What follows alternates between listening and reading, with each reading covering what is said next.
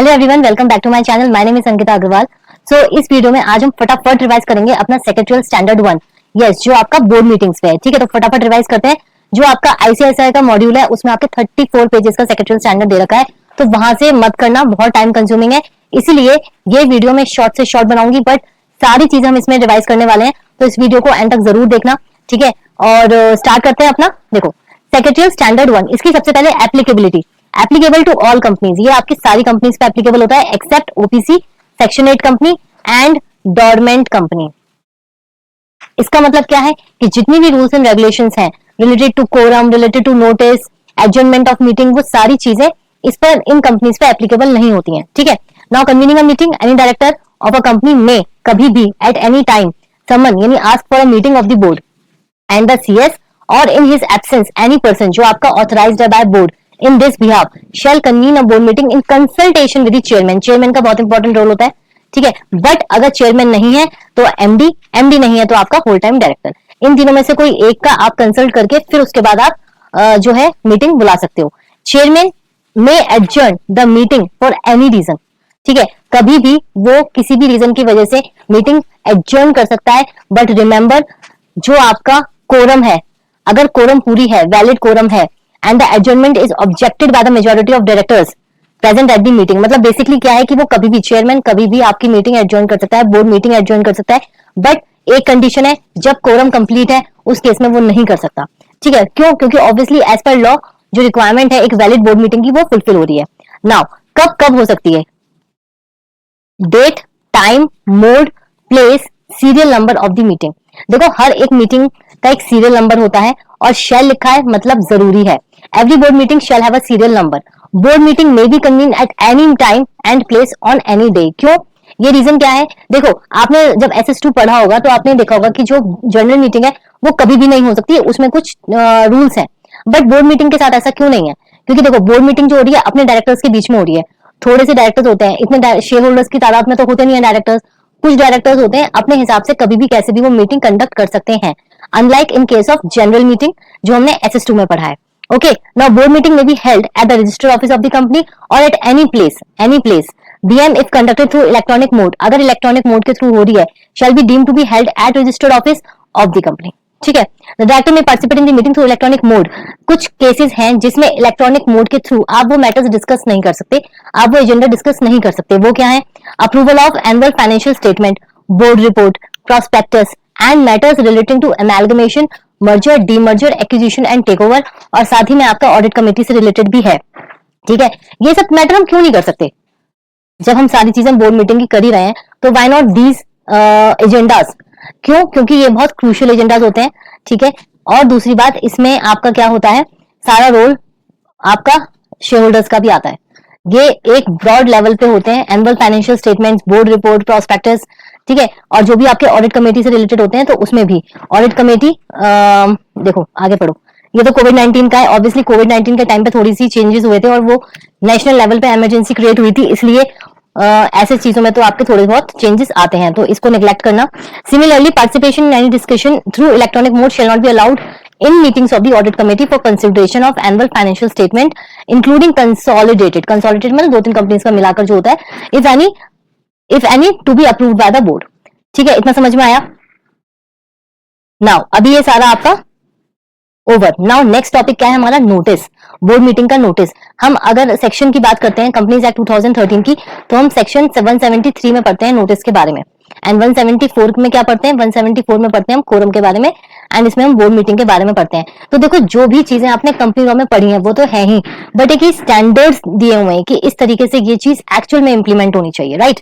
तो देखो, notice of every board meeting shall be given to all the directors by hand और speed post और by registered post और by email at the postal और email at registered by the with company.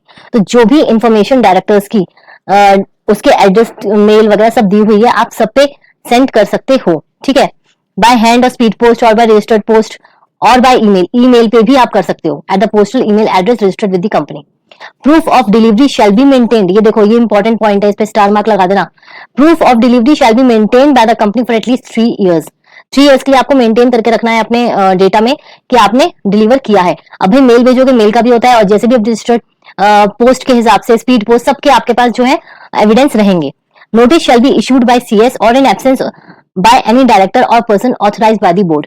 जो ये सारे काम होते हैं ये सीएस के होते हैं, चाहे जनरल मीटिंग का हो चाहे इसका हो, नोटिस इशू करने का सीएस का होता है, लेकिन अगर सीएस नहीं है तो डायरेक्टर और any person authorised by the board. Notice of the meeting shall clearly state the date, place, time, venue of the meeting. कहां पे आना है, कितने बजे आना है, सारी चीजें आपकी क्लियरली स्टेटेड होनी चाहिए। ठीक है, जो बोर्ड मीटिंग का नोटिस ड्राफ्ट करने की चीज है वो भी मैंने अपनी प्लेलिस्ट जो है उसमें आप लोगों को बताया हुआ है, थॉरोली प्लेलिस्ट है, ड्राफ्टिंग सीरीज 2023, आप ये चेक कर सकते हो चैनल पर जाकर।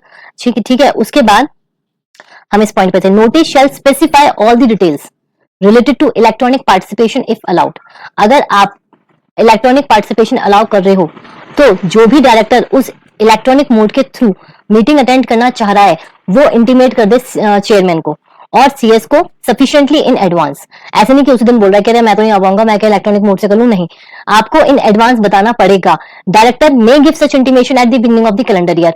सबको पता होता है उसने क्या करा, अगर कोई फॉर एग्जाम्पल एक डायरेक्टर है, उसने जो भी उसका कैलेंडर ईयर है, फॉर से एग्जाम्पल आपका अक्टूबर में वो अवेलेबल नहीं है, तो उसमें वो मेंशन कर देगा स्टार्टिंग में कि मैं पर्टिकुलर इस मंथ में अवेलेबल नहीं हूं, तो अगर इस दिन आप मीटिंग रखते हो, कोई भी बोर्ड मीटिंग होती है, तो मैं इलेक्ट्रॉनिक मोड से करूंगा।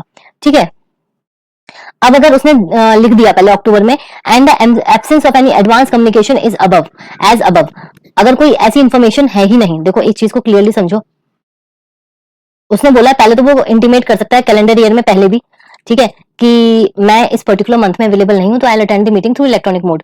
बट इन केस अगर उसने पहले इंटीमेट नहीं करा है, स्टार्टिंग कैलेंडर ईयर में इंटीमेट नहीं किया है, तो माना जाएगा कि वो फिजिकली ही प्रेजेंट होगा। Notice shall be given, notice shall contain the contact number, email address of the chairman, और अगर चेयरमैन नहीं है तो कंपनी सेक्रेटरी और any other person authorised in this behalf. भाई क्यों देना चाहिए नोटिस में सारी डिटेल्स? वो इसलिए देनी चाहिए ताकि अगर कोई भी कॉन्टैक्ट पर्सन होना चाहिए, अगर कोई भी आपको पूछना है, कोई क्वेरी है वेन्यू से रिगार्डिंग है, कैसे भी टाइमिंग से रिलेटेड, तो वो उस कॉन्टैक्ट से आपको पूछ सके।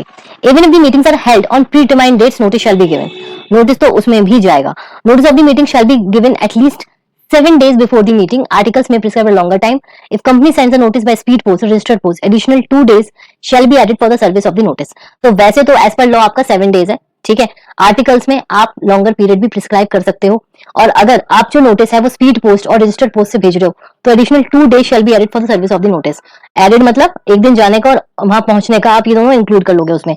Notice of the adjourn meeting shall be given to all the directors including those who did not attend the original meeting. ठीक है, वो ये बोल रहा है कि इन केस आपकी ओरिजिनल मीटिंग में कुछ डायरेक्टर्स नहीं आए और अब मीटिंग एडजर्न हो गई, तो क्या आप उन डायरेक्टर्स को नहीं, जो एब्सेंट थे डायरेक्टर्स, क्या उनको आप नोटिस नहीं भेजोगे? तो वही कह रहा है, notice of an adjourn meeting shall be given to all directors. Adjourn meeting का नोटिस भी सारे डायरेक्टर्स को जाएगा, चाहे वो ओरिजिनल मीटिंग में प्रेजेंट हो चाहे ना हो। And if the date of adjourn meeting is not decided at the original meeting, notice of 7 days shall be given for such adjourn meeting. देखो होता क्या है, कभी कभी जो आपकी ओरिजिनल मीटिंग होती है वो किसी वजह से एडजर्न हो गई, तो हम ये बोल देते हैं वहीं की वहीं कि यार ये 4 दिन बाद होगी, ठीक है। बट अगर ऐसा नहीं है, डिसाइडेड नहीं है, तो फिर इसके लिए क्या है, नोटिस जाएगा। The notice agenda and notes on agenda shall be send to original director. अब ये क्या बोल रहा है कि किसी जैसे हमारी कंपनी में ऑल्टरनेट डायरेक्टर है, ठीक है। ऑल्टरनेट डायरेक्टर कौन होता है? जो ओरिजिनल डायरेक्टर की जगह आकर कुछ टाइम के लिए सीट लेता है। क्यों? क्योंकि जो आपका डायरेक्टर, ओरिजिनल डायरेक्टर, वो एब्सेंट है, वो कहीं बाहर गया हुआ है, ठीक है। तो उस केस में अगर उसके पीछे कोई मीटिंग हो रही है तो क्या उसको उस चीज की भनक होनी चाहिए कि नहीं? ऑब्वियसली होनी चाहिए। तो इसलिए वो बोल रहे हैं कि notice, agenda and notes on agenda shall be sent to the original director also at the address registered with the company even if these have been sent to the alternate director। साफ सीधी बात है, director का पूरा हक है, उसको हर चीज की जानकारी प्राप्त होनी चाहिए, ठीक है। चलो, notes on items of business which are in nature of unpublished price sensitive information, मतलब सेंसिटिव इन्फॉर्मेशन है, may be given at the shorter period of time than stated above. मतलब जैसे हमने 7 दिन बोले हैं, अगर कोई ऐसी इंफॉर्मेशन है जो बहुत सेंसिटिव है और हमें डर है कि वो लीक हो जाएगी अगर हमने ज्यादा टाइम पहले सर्कुलेट कर दी, तो उस केस में हम उसको थोड़ा सा और कम टाइम में, शॉर्टर पीरियड में नोटिस सेंड कर सकते हैं। अब ये वाला जो पॉइंट है ये एज पर लॉ में नहीं दे रखा है, ये आपके सेक्रेटरी स्टैंडर्ड्स में दे रखा है, इसलिए सेक्रेटरी स्टैंडर्ड्स पढ़ने इंपॉर्टेंट होते हैं। Okay, so with the consent of the majority of directors, which shall include at least one independent director, ठीक है, which shall include at least one independent director, if any, and the consent of the board for this may be taken by the first meeting of the board held in the every financial year, and also whenever there is a change in directors. Okay, where approval of means of resolution is required, a draft of such resolution shall be either set out in the note or placed at the meeting. समझ में आया इतना? अब last point है आपका notice का, any item not included in the agenda may be taken up for consideration with the permission of the chairman and with the consent of the majority of the directors present in the meeting. वो ये बोल रहा है कि अगर specifically कोई agenda हमें तब ट्रांजैक्ट करना है और हम उस एजेंडा को ना उसमें लिखना भूल गए नोटिस में, तो क्या हम कर सकते हैं? यस, आप कर सकते हो, but you have to take permission from chairman and with the consent of the majority of directors, ठीक है, present in the meeting. The decision taken in respect of such item shall be final only after approved by the majority of director of the company at the meeting और it is ratified by the majority of director of the company. ठीक है, मतलब आप कोई भी नई चीज एकदम से ले आए तो पहले तो आपको पूछना पड़ेगा ना, और फिर उसके बाद अगर मेजॉरिटी अप्रूव करती है, उसको अप्रूव करती है, then it's fine. Now next आपका है फ्रीक्वेंसी ऑफ मीटिंग्स. अब ये जो है ये सबको पता होगा, majority students know this, but हमें फिर भी पढ़ना है. At least 4 board meetings should be held in a calendar year. 4 meeting आपको करनी है. मैक्सिमम गैप कितना होना चाहिए? 120 डेज. ठीक है, approx 4 months between 2 consecutive meetings.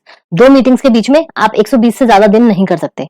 ठीक है, and a company shall hold it's first board meeting with in 30 days of incorporation, जिसमें कि आप सारी चीजें मैंने आपको वीडियो में बताया हुआ है notice of first board meeting में कि कौन कौन से एजेंडा पास होते हैं, कौन कौन से ट्रांजैक्शंस होती हैं इन फर्स्ट बोर्ड मीटिंग. तो जिसको भी वो देखनी है कि उससे भी आपको बहुत नॉलेज मिलेगी, आप मेरी ड्राफ्टिंग सीरीज देख सकते हो 2023 की. आपको जो प्लेलिस्ट है वो डिस्क्रिप्शन में मिल जाएगी. OPC, small companies, government companies, उन पे ये वैसे भी एप्लीकेबल नहीं है पूरा SS1, but shall hold at least 1 meeting in each half of the calendar year and the gap between 2 consecutive meetings shall not be less than 90 days. तो इन लोगों के लिए सिर्फ यहाँ पे ये पॉइंट है. Adjourned meeting being a continuation of the original meeting, the interval period in such case shall be counted from the date of the original meeting. अब वो ये गैप की बात कर रहा है कि 2 consecutive meetings के बीच में 120 days से ज्यादा गैप नहीं होना चाहिए. तो अगर कोई मीटिंग अगर एडजर्न होती है तो जो डेट आपकी ओरिजिनल मीटिंग की हम वहीं से उसको काउंट करेंगे. ठीक है, okay. Now meetings of independent directors. Independent director shall meet at least once in a calendar year. एक बार तो मिल लो कम से कम. ठीक है, agenda of meeting of independent director shall include. अब वो मीटिंग में बैठ के करेंगे क्या? तो उनका ये काम होता है to review the performance of non independent, ठीक है, directors and the board as a whole, to review the performance of the chairman, to assess the quality, quantity and timeliness of flow of information between the company management and the board and its member that is necessary for the board to effectively and reasonably perform their duties. Basically ये पूरा आपका management जो है overall वो review करते हैं. तो independent directors सबको पता है एज पर सेक्शन 149 इनका क्या काम होता है. ये इंडिपेंडेंट होते हैं, इनका कोई कंपनी से एज सच लेना देना नहीं होता, ना पिक्यूरी रिलेशनशिप होती है, ना डेट होता है, ना इन्वेस्टमेंट होती है, ना सिक्योरिटी होती है, ना मैनेजमेंट में होते हैं ये लोग. इनका ओवरव्यू लेना और ऊपर बैठना सिर्फ एक सुपरविजन वाला काम होता है. ठीक है, जो हमसे ये ज्यादा लिटरेट होते हैं, फाइनेंशियल लिटरेट होते हैं, उनको सब पता होता है एज पर लॉ. ठीक है, तो ये सारी चीजें थी इंडिपेंडेंट डायरेक्टर की. नाउ कोरम आपका कौन सा सेक्शन है? दैट इज सेक्शन 174 आपका कंपनीज एक्ट का. तो shall be present throughout the meeting. Quorum जो है वो आपकी थ्रू आउट चलेगी. ठीक है, interested director shall neither be entitled to participate nor be called for the purpose of the quorum in respect of any item of the business in which he is interested. मतलब अगर कोई person interested, अब interested का मतलब क्या होता है? अगर फॉर एग्जांपल कोई भी ट्रांजैक्शन हो रही है, से फॉर एग्जांपल किसी प्रॉपर्टी से डीलिंग की बात चल रही है कंपनी में, और उसमें जो एक आपकी कंपनी में ही डायरेक्टर है वो इंटरेस्टेड है. इंटरेस्टेड कैसे है? वो किसी ना किसी तरीके से उस प्रॉपर्टी से रिलेट करता है. ठीक है, तो वो उस पर्टिकुलर ट्रांजैक्शन में पार्टिसिपेट नहीं करेगा. और उसका रीजन क्या होता है? वरना बायस डिसीजन हो सकता है, वो अपने फेवर में कर सकता है, अपने कंपनी के अगेंस्ट जा सकता है. राइट, तो इसलिए लॉ ने बोला है कि जो भी इंटरेस्टेड डायरेक्टर होगा वो ऑल टुगेदर कंपनी में ही वो उस पर्टिकुलर ट्रांजैक्शन में ही पार्टिसिपेट नहीं करेगा. If the item of the business is related party transaction then such director shall not be present at the meeting during discussion और वोटिंग ऑन सच. मतलब वो तो प्रेजेंट ही नहीं होगा. रिलेटेड पार्टी ट्रांजैक्शन जो आपका सेक्शन 188 है, अगर उससे रिलेटेड कोई ट्रांजैक्शन हो रही है तो उस केस में तो उस डायरेक्टर को बुलाओ ही मत. Director participating through electronic mode in meeting shall be counted for the purpose of quorum unless specifically excluded. ये बहुत इंपॉर्टेंट है, इसको स्टार मार्क कर लेना कि अगर डायरेक्टर्स इलेक्ट्रॉनिक मोड से प्रेजेंट हो रहा है, अटेंड कर रहा है मीटिंग, तो वो कोरम में प्रेजेंट होगा, उसकी प्रेजेंस मानी जाएगी. ठीक है, the quorum shall be 1/3 of total strength, 1/3 of total directors or 2 directors whichever is higher. Any fraction contained above 1/3 shall be rounded to next to 1. Article may provide for higher quorum. ठीक है, तो ये वाली जो condition है as per section 144 174 याद रखना, 1/3 of total directors और 2 whichever is higher. If the number of interested director exceeds or is equal to 2/3 of the total strength, the remaining director present in meeting not being less than 2, मतलब एक नहीं होना चाहिए, 2 है तो shall be the quorum for such item. ठीक है, अगर इंटरेस्टेड डायरेक्टर भी ज्यादा हो गए और जो आपकी लिमिट है उससे ही ज्यादा हो गए तो क्या होगा, आप जो नेक्स्ट 2 है आप उन्हीं को ले लोगे, आप फिर ये नहीं देखोगे कि ये ज्यादा है वो ज्यादा। ठीक है, फिर 2 जो है वो कोरम जो हो जाएगी उसकी वो मानी जाएगी। If the meeting of the board could not be held want of quorum, the meeting shall automatically stand adjourned on the same day, next week, same time, place, and the date is a national holiday to the succeeding day, which is not a national holiday, and the same time, place where there is no quorum at adjourned meeting also, meeting shall stand cancelled. इसका क्या मतलब है, अगर meeting आपकी इसलिए नहीं हुई कि कोरम प्रेजेंट नहीं है, जो अभी हमने बात करी 1/3 ऑफ द टोटल स्ट्रेंथ, और 2 अगर उतना भी नहीं है तो आपकी जो मीटिंग है वो साथ के साथ एडजर्न हो जाएगी।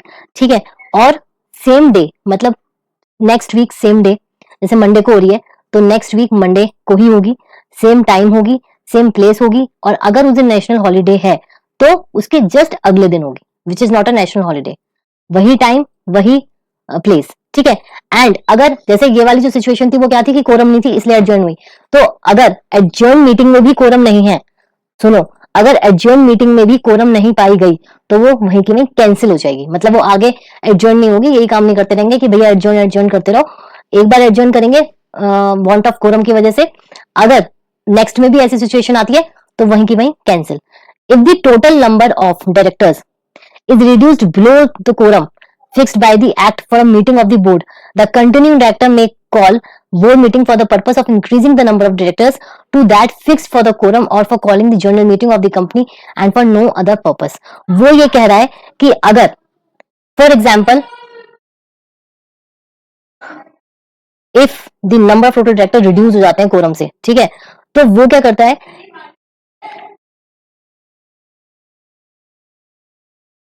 तो लास्ट पॉइंट क्या था कि if the number of directors अगर कोरम से कम हो जाते हैं तो उस केस में जो बोर्ड मीटिंग है दूसरी बुला सकते हैं just to fix the quorum. ठीक है, to increase the number of the directors, so to that fix for the quorum और for calling general meeting of the company और फॉर नो अदर पर्पस, किसी और पर्पस के लिए आप नहीं बुला सकते, सिर्फ वांट ऑफ कोरम के लिए आप दूसरी बोर्ड मीटिंग बुला सकते हैं। ठीक है, now next attendance at the meetings. Attendance at the meetings मतलब कि जो भी डायरेक्टर्स प्रेजेंट है उनकी अटेंडेंस को हमें एक चेक रखना है, मेंटेन करना है। तो every company shall maintain attendance register for the meetings of the board and the meetings of the committee, मतलब सारी मीटिंग्स का जो है लोका जोका आपको हर एक रजिस्टर में मेंटेन करना है अलग अलग। पेजेस आपको सीरियली नंबर्ड होने चाहिए। ठीक है, और अगर आप लूज शीट में रखते हो उनको तो आप उनको at least once in 3 years periodically bound कराओ। Attendance rate shall contain serial number होना चाहिए, देखो इसमें आपका क्या होना चाहिए, सीरियल नंबर होना चाहिए, date of the meeting, place, time of the meeting, names and signature of the directors, the CS and also the person attending the meeting by invitation। तो जो भी लोग हैं उन सबके नाम आएंगे और उनके सिग्नेचर आएंगे ताकि एक रिकॉर्ड मेंटेन रह सके। The attendance register shall be deemed to have signed by all the directors, सारे साइन करेंगे, participating through electronic mode shall be deemed to have been signed by this if the attendance is recorded in attendance register authenticated by the or in his absence chairman of the director, मतलब उसकी जो देखो सारे directors तो sign करेंगे but जो electronic mode वाले हैं उनकी कंफर्मेशन कौन देगा, ऑथेंटिकेट करेगा सीएस या सीएस के एब्सेंस में चेयरमैन और any director present at the meeting. ठीक है, attendance register shall maintain registered office, registered office में आप इसके जो रजिस्टर है उसको मेंटेन रखोगे। रजिस्टर जो है, अब देखो ये जो है ना, ये वाला जो पॉइंट है ये बहुत इंपॉर्टेंट है, इसमें से ही आपका जो क्वेश्चन आया था पास्ट ईयर क्वेश्चन पेपर में आपका इसी में से आया था। Attendance register is open for inspection by the director, CS, secretary, auditor. ठीक है, even after person ceases to be a director he shall be entitled to inspect the attendance register of the meetings held during the period of his directorship. इसी में से आप लोगों के लिए वो क्वेश्चन आया था जो मैंने अपनी लास्ट प्रीवियस क्लास में आपको जो प्रीवियस वीडियो है उसमें एक्सप्लेन किया था। अ नंबर ऑफ दी, और ये उस वाली वीडियो में इसीलिए किया था क्योंकि ये आपका SS1 में से आया था, जस्ट टू मतलब फोकस करने के लिए कि ये भी इंपॉर्टेंट है और इसी वजह से मैं इसका रिविजन करा रही हूँ। A member of the company is not entitled to inspect the attendance register. ठीक है, वहां तो मिनट्स की बात हो रही थी कि मिनट्स इंस्पेक्ट कर सकता है कि नहीं कर सकता, यहाँ पर आपकी रजिस्टर की बात हो रही है। तो जो अटेंडेंस रजिस्टर है डायरेक्टर्स का भी, वो डायरेक्टर, सीएस और सेक्रेटरी ऑडिटर ही कर सकते हैं, वो भी अपनी डायरेक्टरशिप में, अपने मतलब टेन्योर में, जो भी पोस्ट पे है वो। उसके बाद जब वो सीज हो जाती है पोजीशन, छोड़ दिया, रिटायर हो गया, जो भी था, तो इंस्पेक्ट नहीं कर सकते, तो भी सिर्फ इंस्पेक्ट कर सकते हैं अपने टेन्योर के अंडर जिसमें वो खुद थे, ठीक है, और मेंबर तो कर नहीं सकता। Attendance register shell be preserve, ये जो आपको अटेंडेंस रजिस्टर प्रिजर्व करके रखना है वो है पूरे 8 फाइनेंशियल ईयर्स तक, ठीक है। उसके बाद आप डिस्ट्रॉय कर सकते हो but with the approval of the board. Attendance register shall be in the custody of the CS. देखो इतनी अथॉरिटी, इतनी सारी पावर होती है आप लोगों के पास, मिनट्स, अटेंडेंस रजिस्टर सारे सीएस के पास रहते हैं, और in absence in the custody of any other person authorised by the board. भाई बोर्ड का पार्ट है सीएस, ठीक है। Leave of absence shall be granted to a director only when a request for such leave has been communicated to the CS। Leave of absence obviously आप तभी दोगे जब वो मांगेगा, तो इसमें तो कोई नई चीज है नहीं। और अगर देखो कोई डायरेक्टर है वो किसी भी मीटिंग में नहीं आता, पिछले पूरे कैलेंडर ईयर में 12 महीने में किसी भी मीटिंग में नहीं आता है, ठीक है, और without seeking leave of absence, तो उसका जो ऑफिस है वो वेकेंट हो जाएगा। The office of a director shall become vacant in case the director absence himself from all the meetings of the board held during a period of 12 months or without seeking leave of absence of the board। तो मतलब उसने permission भी नहीं ली और वो सारी की सारी मीटिंग से क्या हुआ, वो एब्सेंट होता चला गया, ठीक है। Now chairman, the chairman of the company shall be the chairman of the board. If the company does not have a chairman, the directors may elect one of themselves and become the chairman of the board। The chairman of the board shall conduct the meetings of the board। If no such chairman is elected or the chairman is unable to attend the meeting, the directors present in the meeting shall elect one of themselves to chair। ठीक है, तो वही चीज होती है। वैसे तो पहली जो प्रायोरिटी होती है वो चेयरमैन को दी जाती है, बट इन केस अगर चेयरमैन नहीं है तो जो डायरेक्टर्स हैं उसी में से वो कर सकते हैं। If the chairman is interested in any of the business, he shall entrust the conduct of the proceedings in respect of such item to any non-interested director with the consent of the majority of directors present and resume the chair after the item of the business has been transacted। However, in the case of the private company, the chairman may continue to chair and participate in the meeting after disclosure of the interest। अब ये बहुत important point है discuss करने का।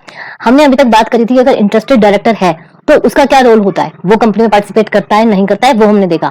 But if in case chairman interested है in any item of the business, तो वो क्या करेगा, वो उस ट्रांजैक्शन के लिए किसी और डायरेक्टर को अपनी चेयर पे बिठा देगा, वो मीटिंग कंटिन्यू करेगा, और उसके बाद चेयरमैन दोबारा उस अपनी चेयर पे तब आएगा जब वो जो आपका ट्रांजैक्शन है जिसमें चेयरमैन इंटरेस्टेड था वो चला जाएगा। आया समझ में, ठीक है। और लेकिन प्राइवेट कंपनी में क्या होता है, प्राइवेट कंपनी में ऐसा नहीं होता। प्राइवेट कंपनी में वो बैठा रहता है, अपनी चेयर पे बैठा रहता है और मीटिंग को चलाता है, बस अपना जो इंटरेस्ट है वो डिस्क्लोज कर देता है कि भाई ये जो आइटम है ना इसमें मैं इंटरेस्टेड हूँ। If the item of a business related to related party transaction, the chairman shall not be present at the meeting। Same है, जैसे डायरेक्टर्स के ट्रीट करा जा रहा है ऐसी चेयरमैन को ट्रीट करा जाएगा। whether physically or electronic mode during discussion and voting on such item। सब कहेंगे कि भैया प्रेजेंट ही मत हो अगर आपका इंटरेस्ट है। In case of an equality of vote, the chairman shall have a second and casting vote. ये तो बहुत बार इस पे तो क्वेश्चन भी आ गया कि अगर टाई हो जाता है तो चेयरमैन फिर अपना वोट कास्ट करता है, ठीक है। Now passing resolution bye circulation, तो इसमें business that requires urgent decisions can be approved by means of resolution passed by circulation. जो भी अर्जेंट डिसीजंस होते हैं वो आपके सर्कुलेशन से अप्रूव किए जाते हैं। Resolution passed by circulation are deemed to be passed at duly convened meeting of the board and have equal authority, ठीक है। Where at least 1/3 total number of directors, 1/3 of total number of directors for the time being required for the resolution under circulation decided by the meeting, the chairman shall put the resolution for consideration at the meeting of the board। Interested director shall be excluded for the purpose to determine the above 1/3 of the directors। Obviously ये तो हम करेंगे ही, ठीक है। तो same चीज चलती है, ऐसा कुछ अलग नहीं है। A resolution proposed to be passed by circulation shall be sent in draft together with the necessary papers and the notes explaining all the details related to the proposal to all the directors including interested directors on the same day by hand or speed post or by registered post or by courier or by email or by any electronic means। Here courier is not allowed but in case of notice of normal board meeting courier is not allowed।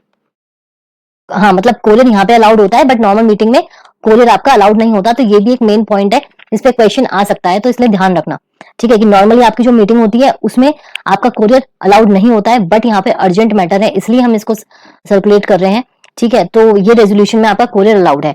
Maximum 7 days from the date of circulation shall be given to directors to provide their opinion on the resolution circulated, additional 2 days shall be given, resolution circulated speed post वगैरह वगैरह। तो 7 days का time देंगे कि आप अपनी opinion दे दो, 2 days आप उसमें ऐड कर लेना अगर आपने वो स्पीड पोस्ट या रजिस्टर्ड पोस्ट वगैरह से भेजा। Resolution is passed when it's approved by the majority of directors to vote on the resolution except where 1/3 of total number of directors for the time being resolution under circulation decided by the meeting. देखो सबसे, अगर मैं एक word में वो करूं इसको पूरा कंक्लूड, तो सर्कुलेशन, रेजोल्यूशन बाय सर्कुलेशन क्या होता है, जब आपके अर्जेंट मैटर्स होते हैं तो आपको फटाफट भेजना होता है, क्योंकि 7 दिन का नोटिस बुलाओगे फिर करोगे, आपको अर्जेंट बेसिस पे डिसीजन चाहिए, अप्रूवल चाहिए। तो उसमें सारी चीजें सेम होती हैं। एक तो जो डायरेक्टर्स हैं सबको भेजा जाएगा, बट उनका जो हम काउंट करेंगे जब अप्रूवल आएगा, तो जो अप्रूवल काउंट करेंगे उसमें इंटरेस्टेड डायरेक्टर्स का हटा देंगे। प्लस जब हम इसको सेंड करेंगे तो हम कैसे भी सेंड कर सकते हैं, बट कोरियर इसमें अलाउड है। फिर interested directors shall not be entitled to vote, obviously वो तो वोट ही नहीं करेंगे तो काउंट भी नहीं होगा। The resolution if pass shall be deemed to have been passed on the earlier of, तो जो रेजोल्यूशन आपका पास हुआ वो अर्लियर ऑफ होना चाहिए 2 के। एक तो डेट स्पेसिफाई होगी, लाइक फॉर एग्जांपल 13 मई, आपको तब तक दे देने चाहिए, ठीक है, 7 डेज का टाइम दिया था ना, तो 13 मई मान लो उसको। या फिर जिस दिन आपकी एसेंट या डिसेंट आनी थी, मेजोरिटी ऑफ डायरेक्टर से तो आ गई, बट आगे जो लोग हैं उन्होंने नहीं दी, ठीक है, तो vote shell not B 1/3 of the total number of directors, मतलब पूरे लोगों ने नहीं दी, जितनी रिक्वायर्ड थी उतने लोगों ने नहीं दी। Directors shall signify their assent और dissent by signing the resolution to be passed by circulation or email or any other electronic and the date on which they have signed the resolution. In case the director does not append a date, the date on the of receipt of the company or signed resolution shall be taken as on date of signing. In case the director does not respond on or before the last day specified signifying assent dissent, he shall be presumed to be director has abstained from the meeting. अगर उसने कुछ नहीं करा, कुछ activity ही नहीं करी, तो माना जाएगा कि वो एब्सटेन है। If the approval of the majority of directors entitled to vote is not received by the last date specified for receipt of such approval, the resolution shall be considered not passed. ठीक है, resolution pass by circulation shall not be noted subsequent meeting, shall be noted at subsequent meeting of the board and next thereof the recent abstention, if any, shall be recorded in the minutes of the such meeting. Resolution passed by circulation shall be deemed to be passed at the board meeting, but the requirement of meeting specified intervals shall still applicable 4 times in a calendar year. ठीक है. Now the last topic is minutes. Every company shall keep minutes of the board and committee of the in minutes book. ठीक है. A distinct minute book shall be maintained for the meeting of the board of such each of the committees. Minutes may be maintained in electronic form with time stamp. देखो इस तरीके का ना एक paper होता है, ठीक है, वो नॉर्मल A4 शीट पे नहीं होती प्रिंट। मिनट्स बुक अगर आप गूगल भी करोगे तो आपको अलग टाइप की शीट्स दिखेंगी, उस पे मिनट्स प्रिंट होते हैं एंड कोई उस कंपनी का लेटर हेड नहीं होता, ठीक है। Pages of the minutes shall be consequently numbered. A company shall follow a consistent form of maintaining the minutes. Any deviation in such form of maintenance shall be authorized by the board. Minutes बहुत important होते हैं और minutes basically क्या होता है कि जो भी आपकी चीजें हुई है मीटिंग में वो सारी आपको पास्ट टेंस में लिखनी होती हैं, ठीक है। Minutes shall not be pasted और attached in the minutes book or tampered with any manner. Minute book shall be kept at registered office of the company or such as been approved by the board.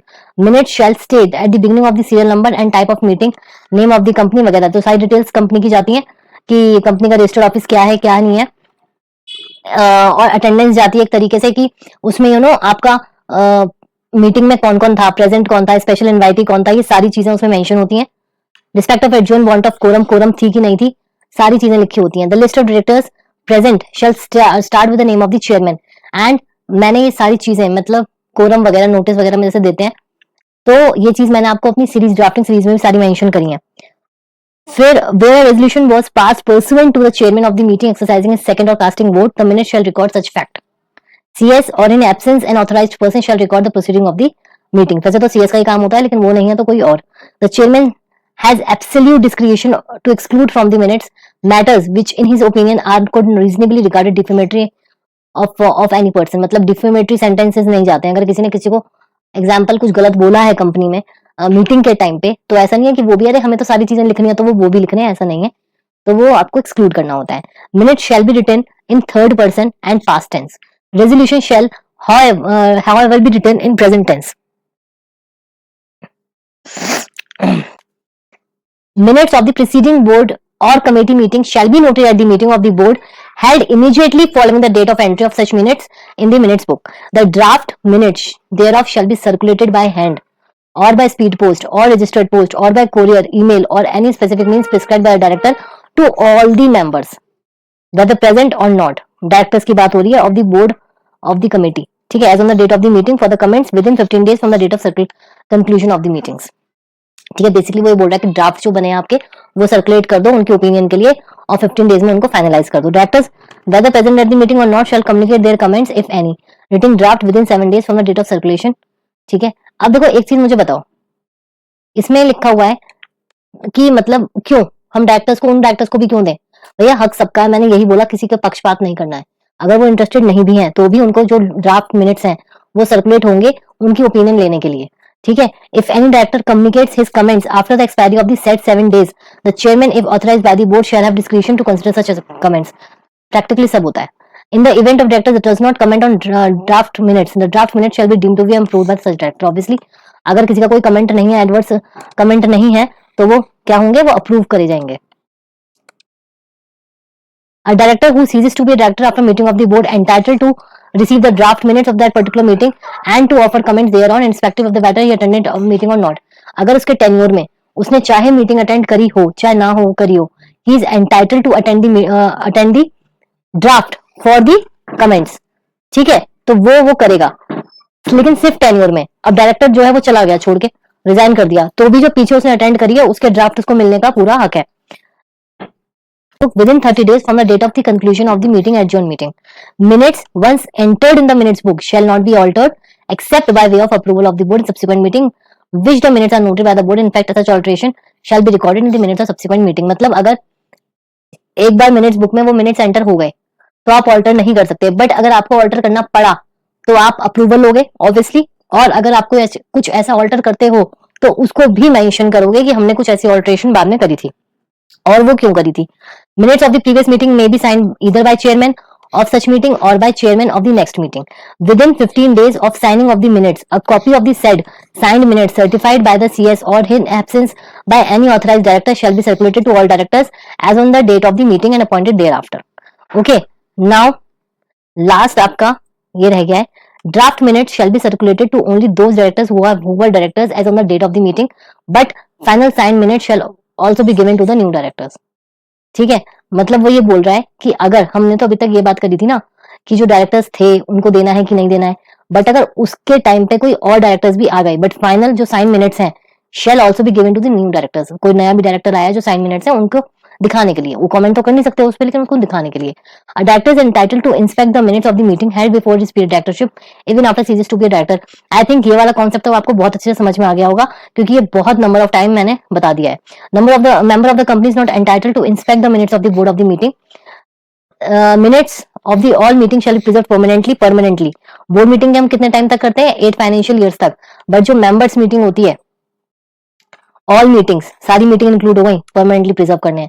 Where a company has been merged और amalgamated with other company minutes of all the transfer company shell preserve permanently by the transferring company. क्योंकि हमें reference के लिए, record के लिए हमारे पास चीजें होनी चाहिए, तो इसलिए वो परमानेंटली प्रिजर्व होती हैं। Office copies of notices, agendas, notes on agendas and other related papers of the transfer company shall be preserved for as long as they remain current 8 financial years whichever is। Minutes book shall be in the custody of the CS। Now disclosures. The report of the board of directors shall include a statement on compliances of applicable secretarial standards। Basically वो ये तो disclose करेगा कि हमने जो है सारी चीजें एप्लीकेबल करी हैं, अप्लाई करी हैं as per secretarial standards. Definition of interested directors, अब देख लो, इंटरेस्टेड डायरेक्टर जो है किसी भी कॉन्ट्रैक्ट या अरेंजमेंट में एंटर होता है, ठीक है, treated as interested in a contract और arrangement entered into a proposed और to be entered in by the company with any body corporate if such director along with the directors holds more than 2% of paid up share capital of that body corporate or he is a promoter, manager or chief financial officer of the body corporate। ठीक है, 2% of paid up share capital या उसमें, या फिर वो promoter है, manager है, with a firm or other entity if such director is a partner, owner, member as the case may be that of the firm or other entity। तो ये पूरा आपका concluded SS1 पे रिवीजन था। I hope आपको समझ में आया होगा, फटाफट रिवाइज भी हुआ होगा। सो अब जो नेक्स्ट आएगा वो एसबीईसी की मैं कॉपी इवैल्यूएट करके बताऊंगी